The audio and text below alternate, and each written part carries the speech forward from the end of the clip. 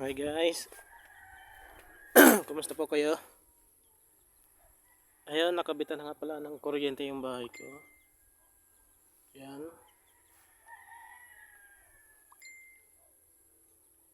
Yan. Tapos, yung solar ko, ayan pa rin yan. Nasa tubo.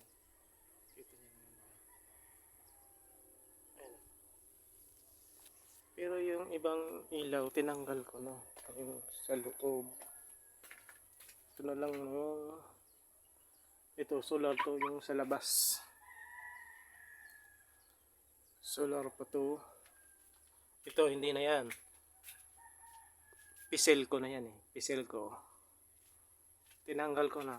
Bali, ang dinadrive na lang ng battery ito. Yan. Yung solar ko, isa na lang. Yung sa labas.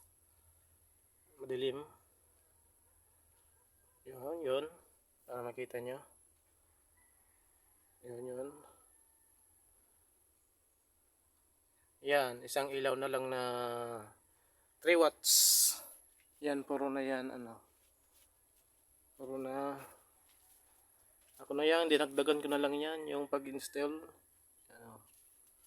Dinagdag ko na lang yan, tsaka ito. Siyempre, para makatipid tayo. Yan, tinanggal ko na yung solar. Pinalitan ko na lang kuryente. Mas maganda pa rin yung kuryente. Alternate lang yung ito. Walang gumawa nito. Ito niya naman. Pwede na, di ba? Yung installation ko. Pwede na. Kaysa install ko pa sa iba. Diba? Yan, ito. Yung kinabit ko na yan.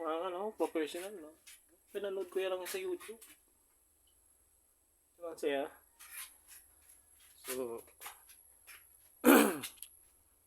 yan yung connection niya.